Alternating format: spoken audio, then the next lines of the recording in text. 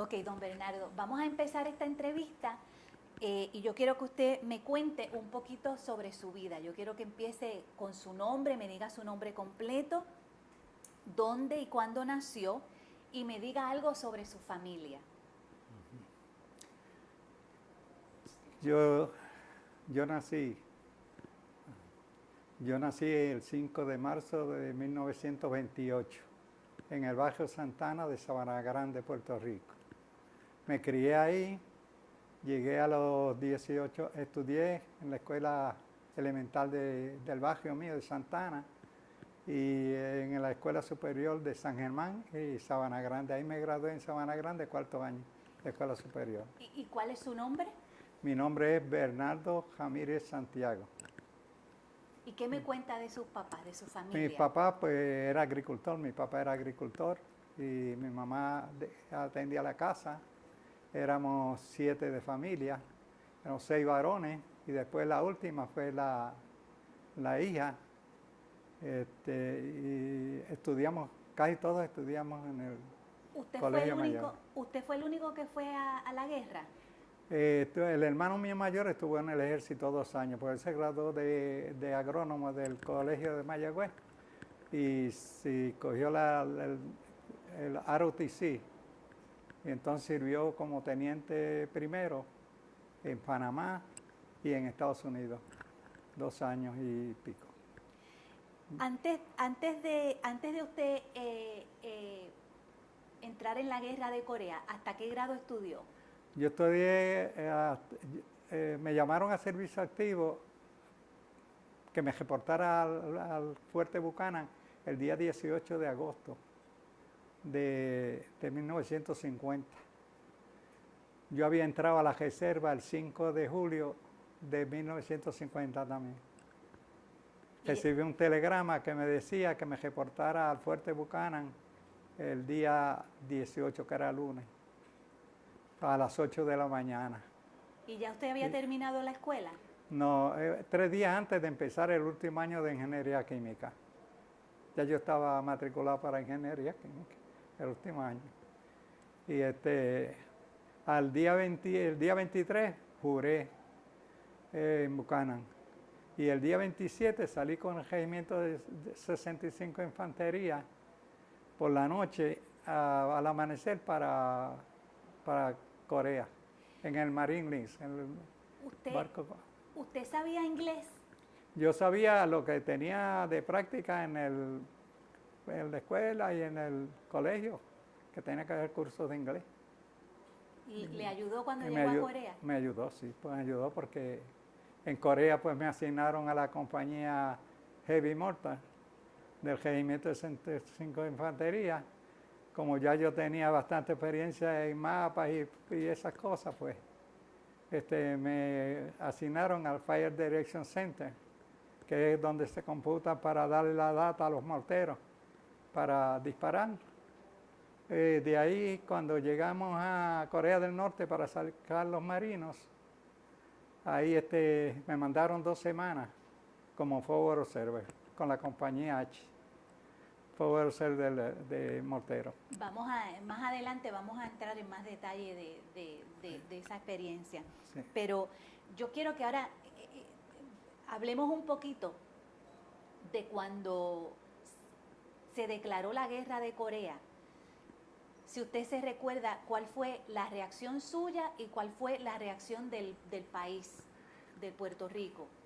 Cuando se formó la guerra de Corea, pues la preocupación era que iban a sacar tropas de aquí de Puerto Rico para mandarlas para allá. Y esa era una preocupación y ya yo estaba en la reserva. Sé que no tuve oportunidad de salir. ¿Usted le dio miedo? No miedo. Me dio pena porque no pude terminar el 4º año de ingeniería química que yo quería hacer. Pero nunca sentí miedo. Nunca sentí miedo. Estuve en diferentes momentos difíciles, pero no. Y vamos a llegar a esos momentos difíciles. Sí. ¿Usted sabía dónde estaba Corea? Sí, como no, con el mapa. A mí me gusta ver el mapa del mundo. ¿Usted es el único? De todos los que hemos entrevistado. Japón me entrevistaba, sí. O sea que España, ya usted Japón. sabía dónde quedaba Corea. Lo lejos que estaba. ¿Sabía algo de la historia de Corea? Bueno, sabía algo en la parte religiosa, porque yo había leído que en Corea cuando llegaron los musulmanes, creo que eran los musulmanes o yo no sé qué religión era esa, que a los cristianos los mataban, le despellejaban la espalda, era la muerte bien dolorosa. Y además con la invasión de los japoneses a Corea, que invadieron Corea y abusaron mucho, especialmente de las mujeres, abusaron mucho. Y eso, todo esto, usted está hablando antes de la guerra de Corea. Antes de la guerra de Corea, sí. Don Bernardo, ¿cómo se sintió usted de que lo hubiesen enviado para Corea?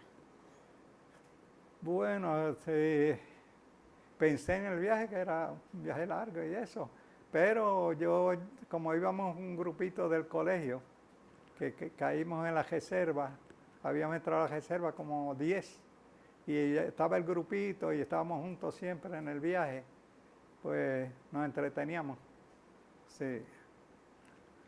¿Usted sintió que era su responsabilidad ir a la guerra de Corea? Bueno, sí, porque si uno se mete al ejército, si entra al ejército americano, y es americano, por condición, por lo que es, pues uno está en la obligación de servirle al país. ¿Dónde lo enviaron a usted a hacer su entrenamiento? Yo no cogí entrenamiento. Yo hacía mes y medio que había entrado a la reserva.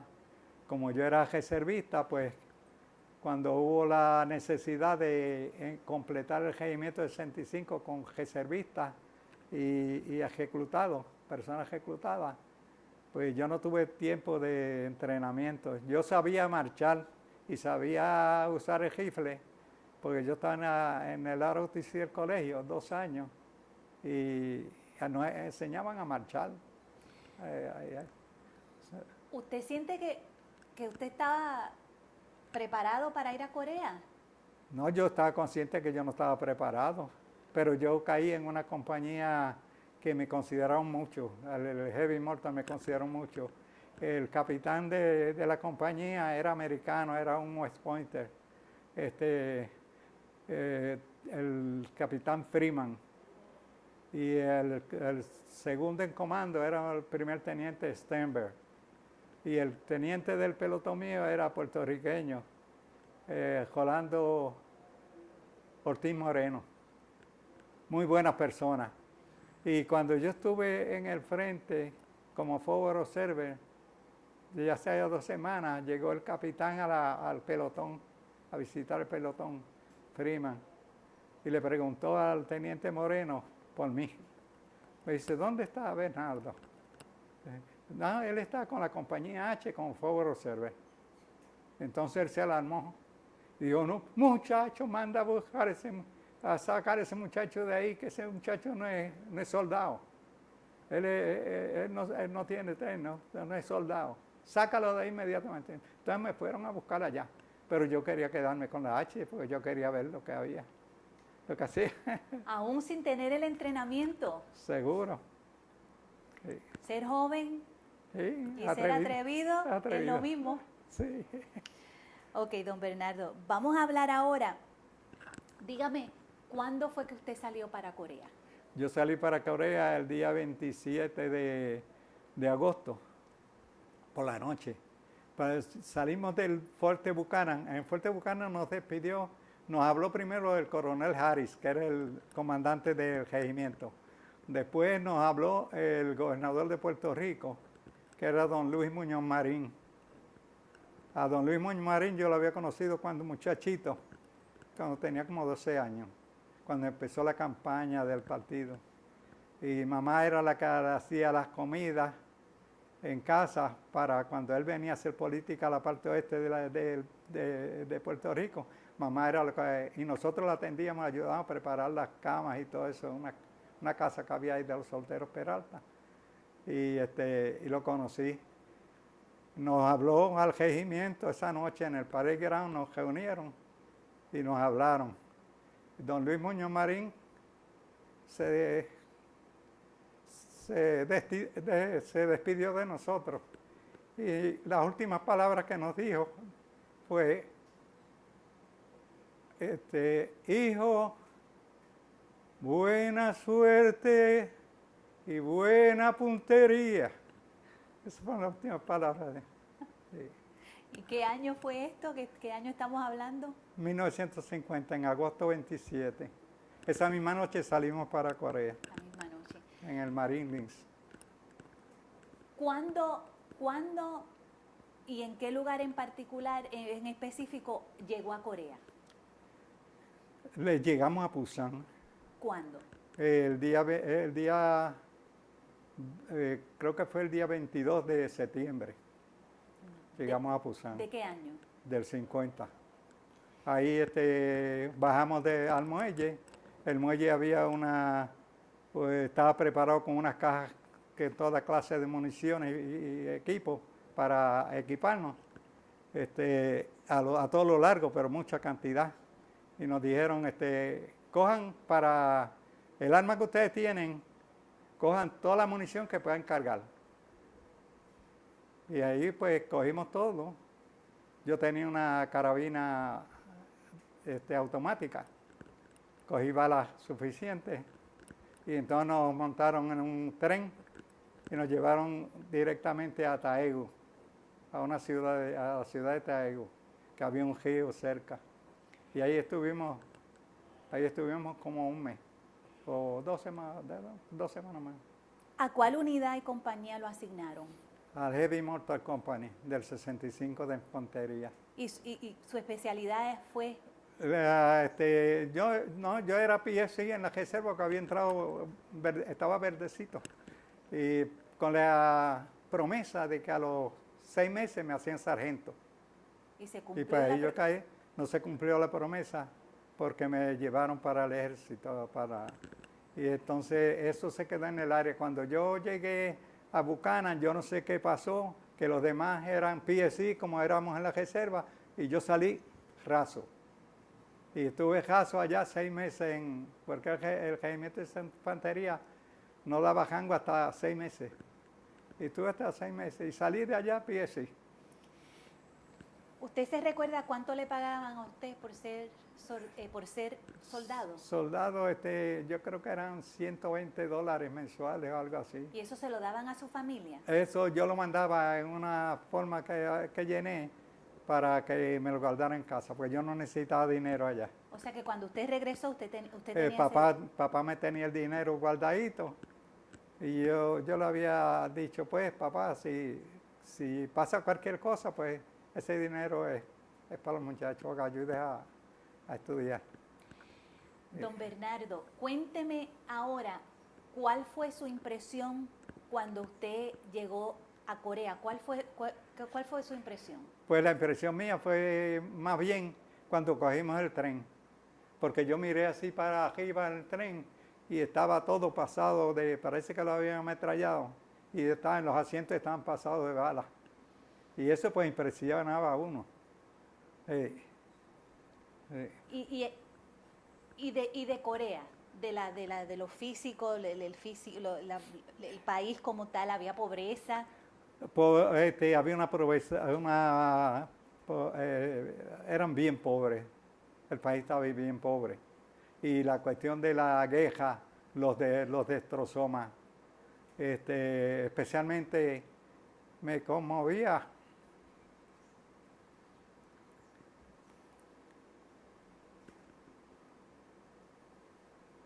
los niños.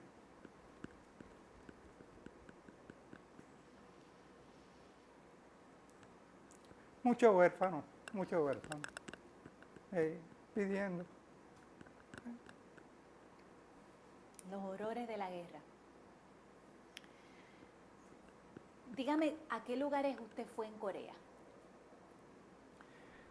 Primero fuimos a Taegu. De Taegu, pues, la misión del Regimiento del 65 era sacar los soldados enemigos que se habían quedado en las aldeas escondidos y salíamos, despertábamos, ya a las 5 de la mañana salíamos para un pueblo, una villa, a buscar, cogíamos prisioneros que se rendían y algunos pues disparaban y había que dispararles, pero la mayor parte se rendían.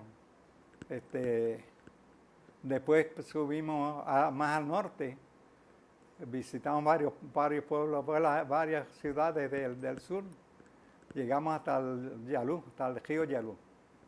Y ahí en el río Yalu ya habían volado el puente, un puente grande, ese río tiene 300 metros de ancho y 15 pies de profundidad, es enorme, es navegable. Y había un puente cuando los coreanos del norte invadieron, cogieron para el sur, pues las Naciones Unidas volaron el puente para evitar que ellos avanzaran. Sí, ahí una vez estuvimos como 2 semanas disparando morteros para el otro lado del río, porque estaban ellos ahí, los chinos ahí. Sí, disparando. Después hicieron un puente temporero de bote y la transportación pasó por ahí hasta el otro lado y ahí seguimos a Seúl, entramos a Seúl. Seúl estaba ya destrozado y pasamos para el norte. Sí, estuvimos en el norte. Cuénteme cómo eran sus condiciones de vida en Corea, la comida. Bueno, la comida, pues, cuando recibíamos que teníamos oportunidad de comer caliente, pues lo más que daban era papa majada y una carne que a mí no me gustaba, a mí no me gusta la carne, pero lo pasé bien. Y daban unas ocasiones, daban ocasiones también que eran muy alimenticias, nos mantenían. ¿Y cómo dormía? ¿Dónde se bañaba? Bueno,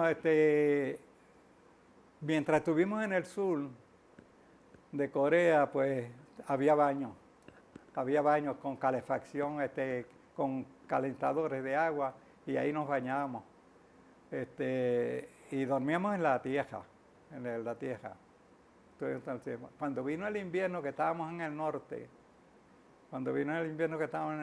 el norte estuvimos como mes y medio, desde noviembre hasta el día de Navidad, el 24 de diciembre, en el norte de Corea. Cuando huimos del norte de Corea por Honam, la compañía mía fue la última que se entró al barco, porque tuvimos que recoger todo lo que había dejado los demás en el muelle y tirarlos al agua.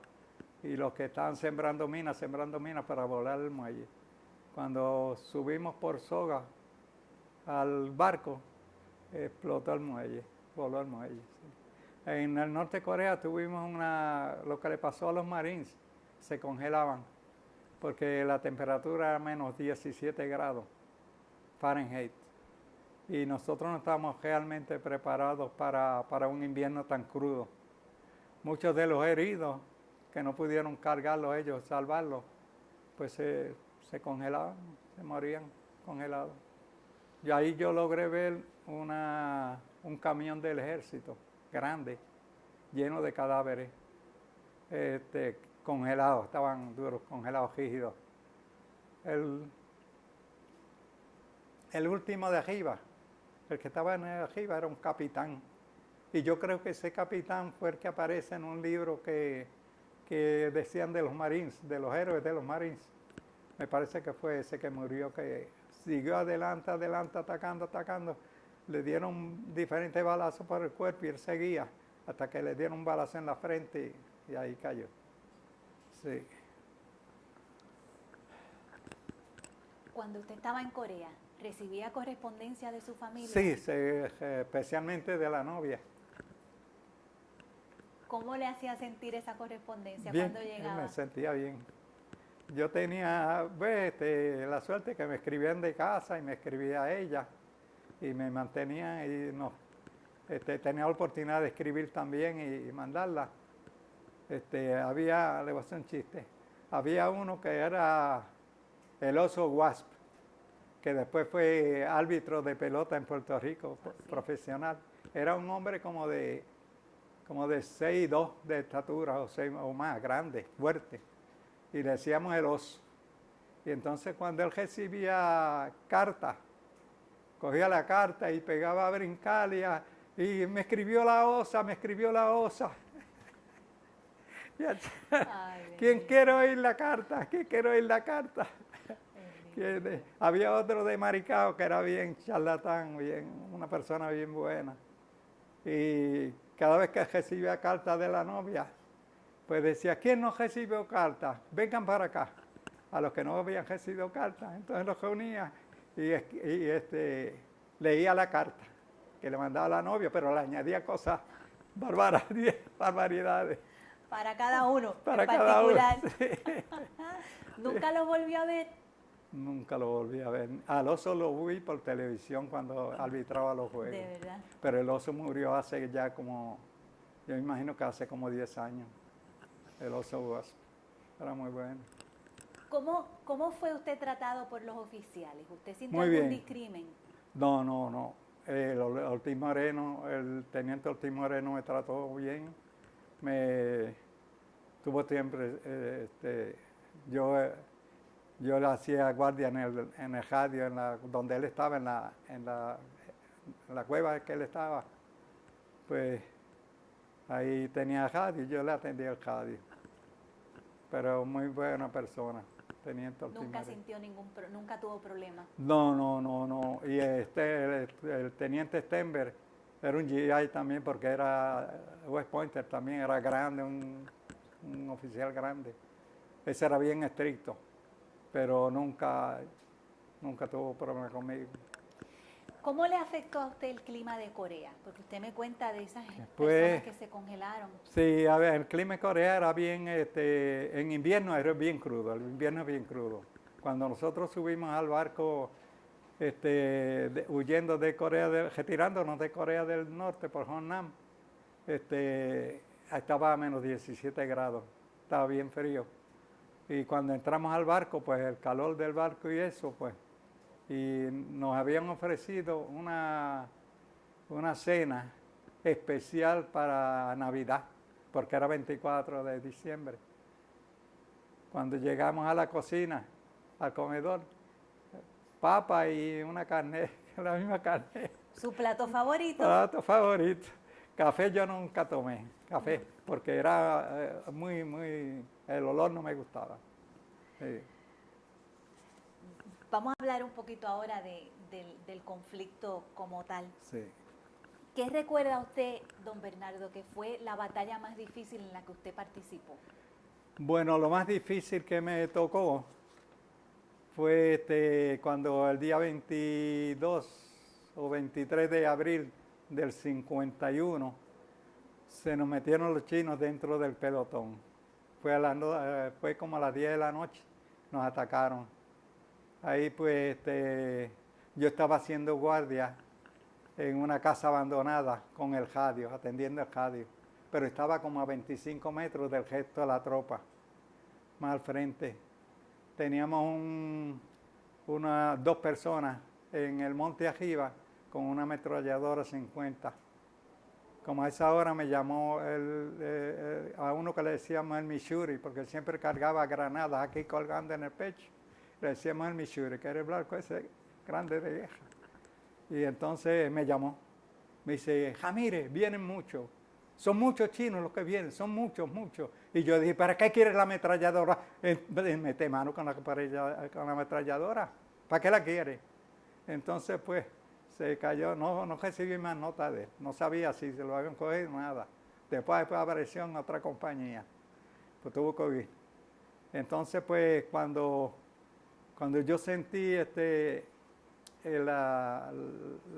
los tiros y eso, pues, yo salí de la caseta, del jardín me salí.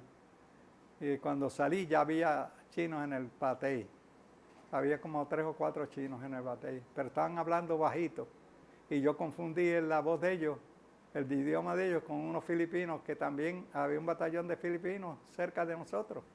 Y yo grité a los muchachos que estaban disparando un fuego continuo al monte, no tiren, no tiren, porque son los filipinos que vienen huyendo. Y pararon de disparar los amigos míos, los compañeros. Como no llegó a un minuto, dejaron de tirar. Y entonces, pues, de repente empezaron con la trompeta para confundirnos. Con la trompeta y unos pitos de policía que tenían. Y eso lo usaban para la intención de confundirnos. Y tirando flare para ver la locación, a ver dónde estábamos localizados. Y entonces, pues, uno de los compañeros míos me disparó 2 palabras bien grandes. Mira a ver si son filipinos ahora, y dos grandes, 2 palabras que no se pueden decir.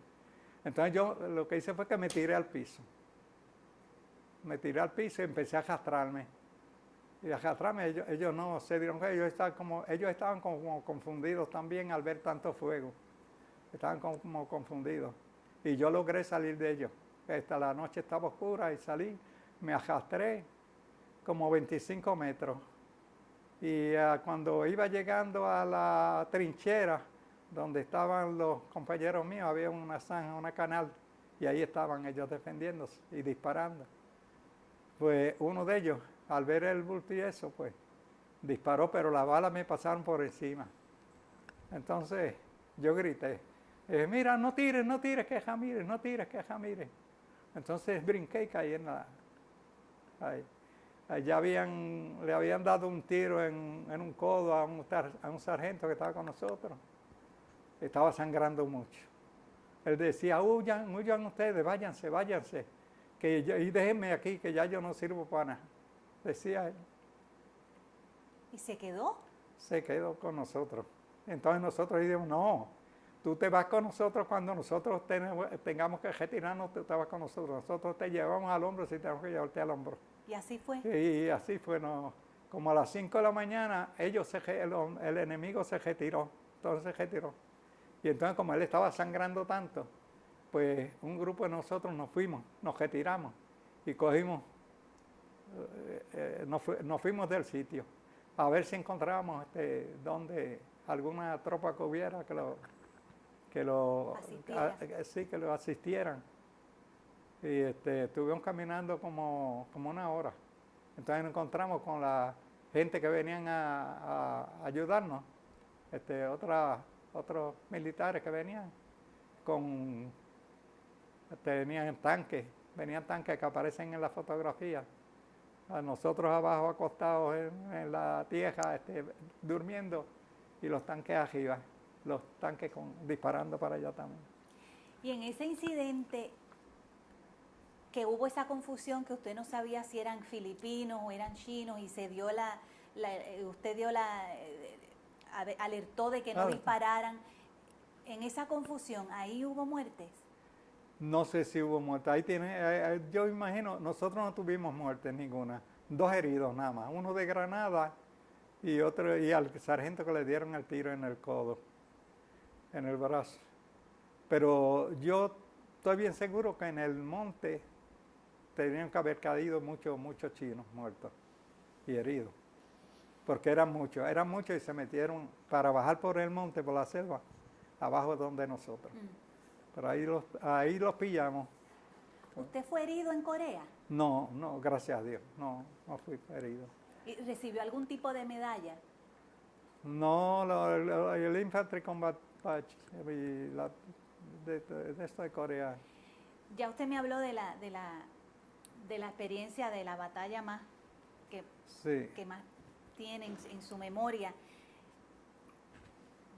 Hubo otro caso que tuvimos. Dígame cuál fue otra experiencia impactante, memorable. Otra experiencia fue que al norte de Seúl nos mandaron antes de las 7 de la mañana a estar en una localidad para instalar los morteros, preparar los morteros para disparar. Y nosotros nos tiramos, la compañía completa, tenemos 12 morteros. Y ya estábamos preparando los morteros. Y entonces se supone que a esa hora hubiera la artillería limpiara el lugar. Y entonces cuando nosotros, sin terminar llegó la artillería, empezó a tirar en el sitio donde estábamos. Yo cogí, caí en un hoyo y me escondí en un hoyo. Pero la metralla llegó, que después recogíamos los pedazos de metralla y gracias a Dios ninguno de nosotros fue herido. Entonces llamamos, el capitán llamó, que no tiraran, que estábamos en esa área. Y entonces dice, prepárense que va el otro round. Y cayó otro round un poquito más lejos. O sea, eso era constante. Sí, sí. O sea, que usted está vivo de milagro. Milagro. Otra vez llegamos a una posición que yo recuerdo que era un camino bien largo y después allá en montaña, nos metimos entre las dos montañas, ahí era la posición que tenemos que estar, porque los chinos venían por el monte. Entonces nos llamaron. En ese camino encontramos una niñita como de 4 años, así, en puro invierno con las manitas así, caminando, solita, caminando, y le pasaban los camiones y los tanques por el lado. Yo dije, ay bendito, la matan. Y no sé qué pasó con ella, se la recogieron después. Entonces nos metimos allá y después que estábamos listos para disparar los morteros, recibimos un aviso. Estábamos el pelotón mío nada más, al teniente Ortiz Moreno, que se saliera lo antes posible de ahí, que dejara lo que fuera, lo que no pudiéramos recoger, que lo dejáramos perdido y saliéramos rápido de ahí, que nos estaban cercando. Entonces salimos, cogimos el camino ese, que eso era bien largo, y eso era una velocidad como a 60 millas por hora por aquel camino. Y los cajetones atrás del equipo brincaban y se perdieron varias cosas. Pero no fueron atacados. No, nos cayeron morteros cerca, pero no nos hicieron daño. Sí. ¿Por cuánto tiempo usted estuvo en Corea? 11 meses con 19 días. ¿Y cuándo exactamente, se acuerda cuándo regresó? Sí, cómo no. Cuando regresamos a Sasebo, en Japón. Tuvimos 2 semanas para rehabilitarnos. Ahí no hacíamos nada. Ahí lo que hacíamos era descansar. Y la cocina, el comedor estaba abierto las 24 horas. Para cuando pudiéramos comer día y noche, pues comíamos ahí. Y muchos de los muchachos se escapaban por un túnel que había de la Segunda Guerra para el pueblo. Y entonces me invitaron a mí y yo digo, no, mira muchachos, yo no voy para allá. ¿Usted no era aventurero? No. Entonces pues yo me dediqué a jugar baloncesto. Me entretenía jugando baloncesto. Había un grupito americano que yo fui a verlos jugar y me invitaron a jugar. Y después ellos me iban a buscar para que jugara. ¿Y después de ahí salió para Después Puerto salimos Rico? para San Francisco, California, a Camp Stoneman, en California. Ahí estuvimos 2 semanas más, sin hacer nada, descansando. Y de ahí salimos en otro barco para Panamá. En Panamá estuvimos un día. Y al día siguiente salimos para Puerto Rico. Muchos de los de la tercera división que estaban anteriormente en Panamá, que los habíamos recogido en Panamá, pues se fueron a visitar a los amigos y las familias y eso. Tenían amigos y se quedaron en Panamá. Salió el barco y ellos no habían llegado. Y muchos de ellos los obligaron a subir por sogas al barco, que aparecieron en botes, y otros se quedaron. ¿En Panamá? En Panamá. Entonces, pues, nos recibieron en San Juan, en un hotel en San Juan, no recuerdo el hotel que era. Ahí estaban los familiares de nosotros esperándonos. ¿Quién lo recibió a usted? Y nos recibió la alcaldesa, doña Fela Gautier. Éramos 400. Y ese día doña Fela se aprovechó y dio 400 besos. 400 besos. Porque nos besó a cada uno un beso y un abrazo. Extraordinario. Según bajábamos del barco. Extraordinario. Ahí papá estaba esperándome con un conductor, con cada señor que ¿Su tenía papá acá. fue el que lo recibió? Papá me recibió allá y unos amigos de San Juan. ¿Y su mamá? Y después cuando llegué a casa a Sabana Grande, llegamos como a las 8 de la noche a Sabana Grande, pues en casa, estaba la casa llena de los vecinos y la familia. ¿Y se acuerda cuando vio a su mamá? Mamá había mandado una promesa de que cuando yo regresara, ella iba a venir desde la cajetera por un camino de piedra hasta la casa, que era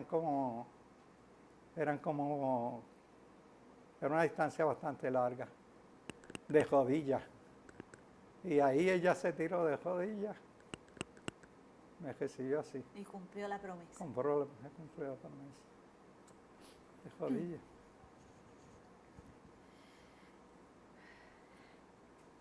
Después de regresar usted de Corea,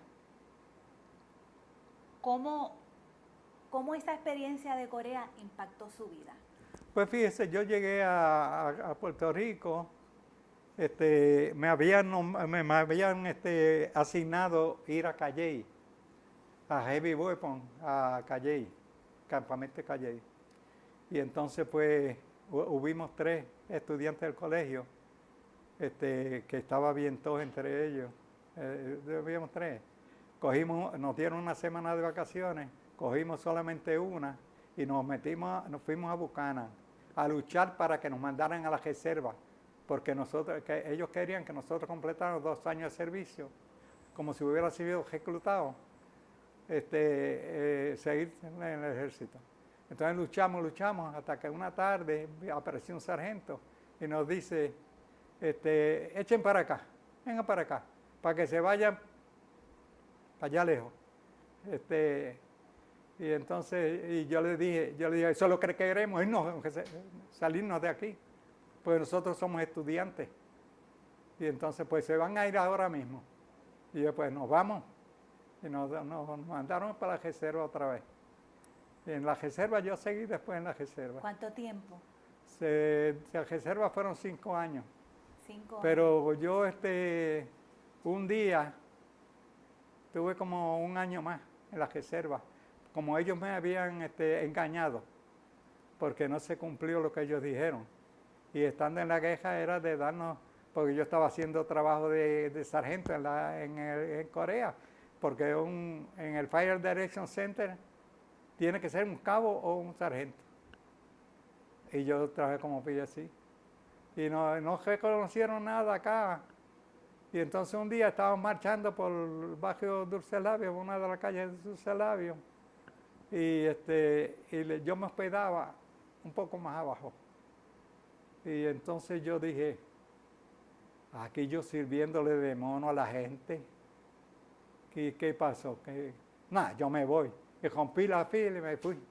Seguí derecho abajo. El sargento, como yo era de Corea, a lo mejor se imagina que yo me había vuelto loco. No volví más a la reserva. Me amenazaron con llamarme a servicio activo de nuevo. Y entonces yo dije, pues llámenme cuando quieran. Que hay una ley que no me pueden reclutar otra vez. ¿Y así se quedó? Y así se quedó. Después mandaron yo había jurado por 5 años, mandaron el certificado. El certificado, había estado 5 años. O sea, ese fue su desquite. Su desquite, el acto de rebeldía. Seguro. ¿Qué hizo después que regresó de Corea, don De Corea, Fernando? pues fíjate, yo cuando nos dieron de baja en Buchanan, yo fui al colegio inmediatamente, porque yo me había matriculado para el 4º año. Y fui allá y hablé con los maestros, cooperaron muy bien conmigo, fueron bien buenos. Y entonces me dieron, de eso, olvídate, nosotros te vamos a hacemos los papeles y te matriculamos y olvídate de eso. Y entonces pues empecé el colegio de nuevo. ¿Y lo terminó? Lo terminé ingeniería química por mi cuenta con los chavitos que me había reunido papá. Y entonces pasaron la ley del veterano de GI Bill. Sí, para estudiar. Entonces seguí estudiando, estuve un semestre trabajando después de ingeniero químico. Trabajé en una zafra en la central Cambaleche de Arecibo. Ahí estuve un semestre. Y después seguí en el colegio con ingeniería mecánica. Y me gradué al año y medio en ingeniería mecánica también. Wow. Ahora, después de viejo, después del tiempo, trabajé 40 años. Diferentes sitios, porque yo donde no me gustaba, donde me sentí incómodo, renunciaba y me iba. ¿Y ejerció como ingeniero? Sí, Los 40 años. Trabajé en primero me mandaron a la primera compañía que trabajé, me mandaron a un training a Nebraska, a Omaha, Nebraska. Tuve casi 6 meses en Omaha, Nebraska, en una fábrica de fulfural. Se procesaba las tuzas de maíz. Eso se procesaban 400 toneladas de tuza de maíz diarias. Ahí para sacar fulfural, que era un líquido como color brown que usaba para el plástico, fabricación de plástico. Ahí empezamos bajiendo, fuimos 4 ingenieros. Empezamos el primer día, la primera semana bajiendo en la fábrica. El training era hasta llegar. Entonces después cogíamos de electrónica, de los instrumentos que había en la fábrica. Después como operadores, después como foreman de producción y después como administradores. Ese era el training que nos daban. Ese era el training. Sí. Hasta que llegó. Hasta que llegué ahí. Entonces me mandaron fuimos a Santo Domingo a una fábrica que procesábamos bagazo de caña. En vez de, más bagazo de caña, procesábamos 300 toneladas de bagazo de caña diarias.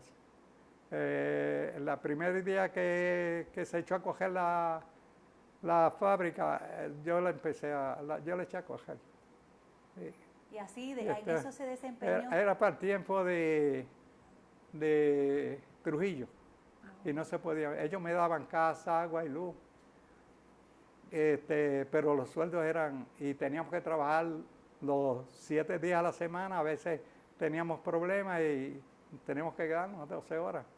Éramos como esclavos. Yo al año y medio compré los pasajes, ya teníamos 2 nenas, estaba la nena aquella nacida, tenía 1 año y pico, había nacido la otra, que la llevamos allá a Santo Domingo de 28 días de nacida. Y nos venimos para acá. A la semana estaba trabajando con la Shell en San Juan. Y así siguió. Seguí después. Por 40 años. Después trabajé en la Corco al principio, pero no me gustó.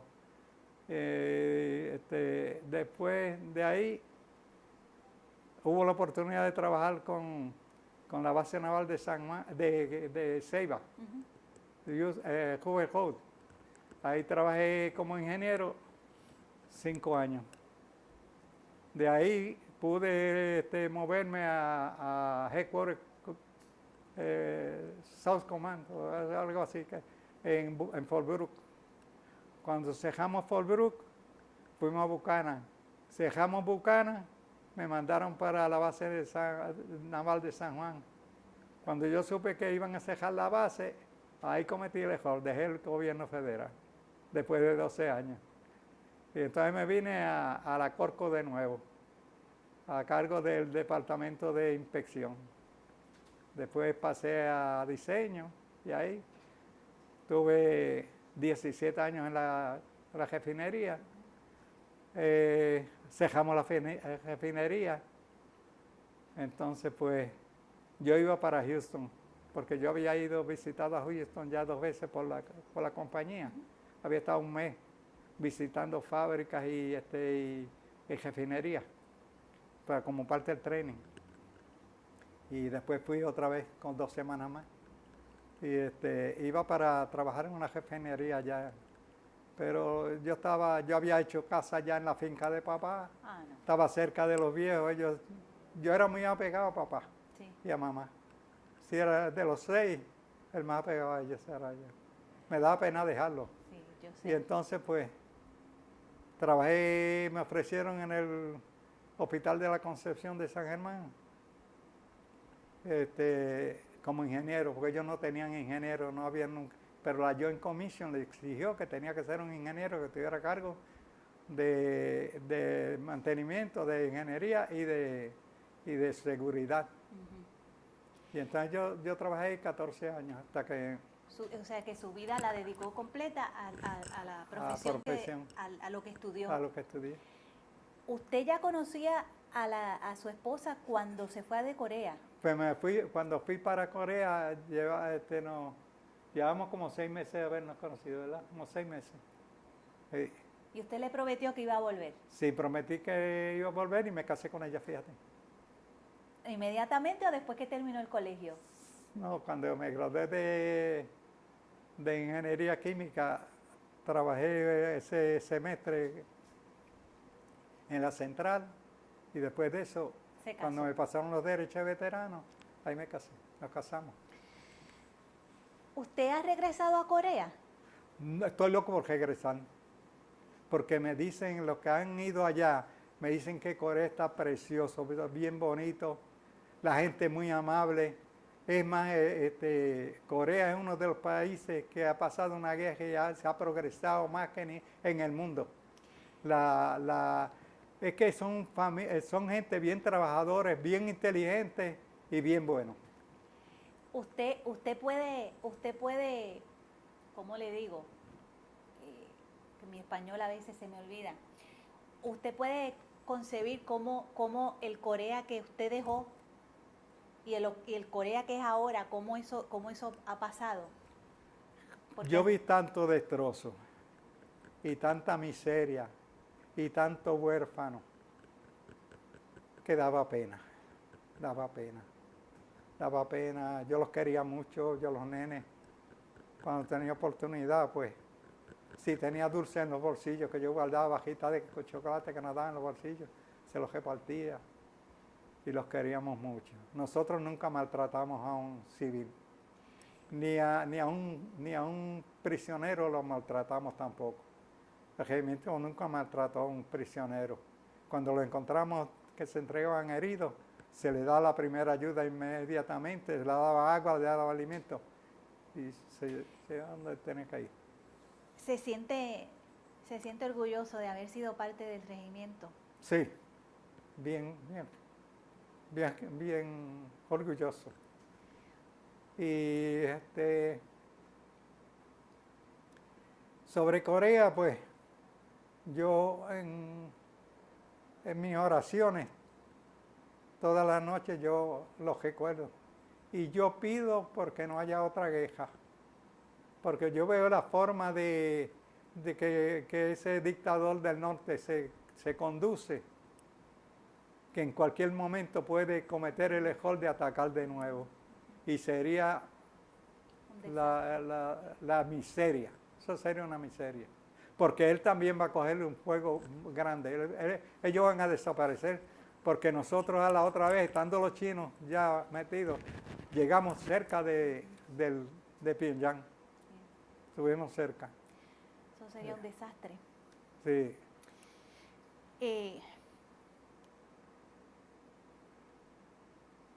Le digo lo del desarrollo de Corea del Sur ahora mismo. Porque un libro. Muchas de los veteranos que yo he entrevistado, la gran mayoría no, algunos sí han regresado, pero la gran mayoría no y quieren volver. Ajá. Pero sí se han mantenido, pues por las noticias, se han mantenido al tanto del desarrollo que ha tenido esa nación. Y entonces para mí siempre es importante recalcar, porque hay veteranos que se sienten todavía como que no se les hizo caso, como que se les olvidó. Despreciado.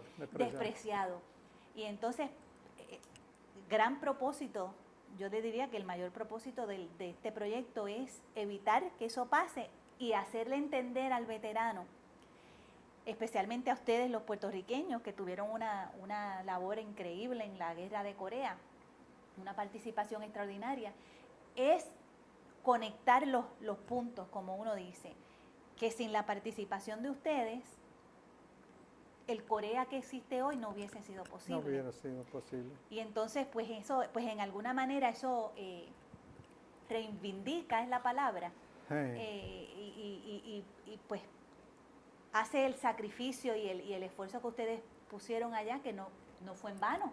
Exacto. Porque por eso es que existe ese país, ¿me entiendes? Un país Exacto. extremadamente exitoso, Sí. pero es por la labor que ustedes hicieron y eso pues no se puede olvidar y ese es el propósito de este proyecto. Yo diría que el soldado puertorriqueño se comportó ahí más valiente y más entregado que ninguna otra soldado que trabajó ahí. Porque la verdad que pasamos tiempos difíciles, especialmente los rifleros que iban al frente. Y ahí pues perdimos muchos que no volvieron a su casa. Fueron, creo que desaparecidos son 110 o algo así, y muertos fueron 600 y pico muertos, que nos embarcamos en San Juan, pero que no regresaron. La labor de ustedes fue extraordinaria y el mundo lo tiene que saber. Exacto.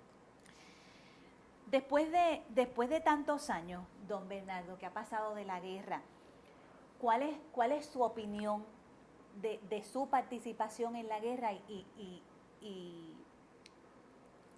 de su participación en la guerra? ¿Cuál es su opinión después de que han pasado tantos años? Yo estoy satisfecho y me siento orgulloso de haber pertenecido al regimiento y de haber ayudado a ese país que sufrió y ha sufrido tanto. Y los felicito porque son gente valiente, inteligente, bien trabajadores y muy buenas personas. ¿Cuál usted cree que ha sido el legado de la guerra de Corea y de los veteranos que participaron en ella? Pues yo creo que recordarlo siempre y desearle lo mejor. Y pedirle al Señor que los proteja de otra guerra. Pues sería triste. Sería triste. Ellos sufrieron mucho. ¿Apoyaría usted la reunificación de Corea del Norte y Corea del Sur? Bueno, si es en forma pacífica y que haya un acuerdo verdadero para evitar otra guerra, sería bien. Pero no que se una al comunismo. El comunismo yo no lo acepto. No, nunca. Nunca. Don Bernardo, ya estamos terminando con la entrevista, pero entonces los últimos minutitos de la entrevista, como le dije ahorita, el propósito de esta entrevista es para preservar la memoria de esta guerra, para que eso no quede en vano, no quede en el olvido, porque pues ha sido una cosa trascendental en la historia de la humanidad. De la humanidad.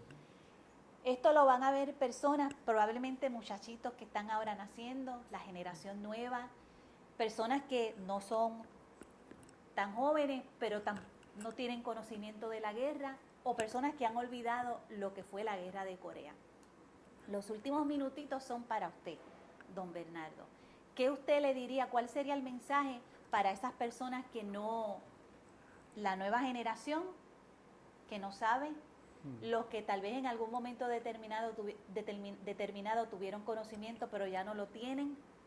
¿Cuál sería su mensaje? Pues el mensaje mío para la juventud, por ejemplo, la juventud, yo me crié en un ambiente sano y me siento bien a esta edad que yo tengo, 88 años. Y yo le pido a la juventud que se cuide, que si tiene que ir al ejército, se entregue al ejército, que vaya y haga lo que sea por la libertad de los países y por el bienestar del mundo. Que no tengan miedo y que Dios nos bendiga y nos proteja. Yo le agradezco infinitamente, don Bernardo, su participación en este proyecto. Gracias por compartir su historia. Y me resta decirle que yo llegué a hacer este proyecto en febrero 8, me voy el jueves termino. Y no puedo poner en palabras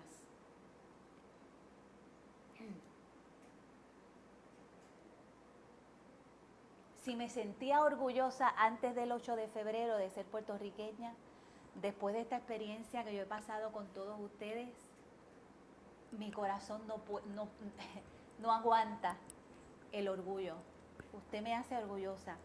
Gracias. Más orgullosa todavía de ser puertorriqueña y le agradezco infinitamente Gracias, su participación en Corea y su participación en este proyecto. Muchas gracias.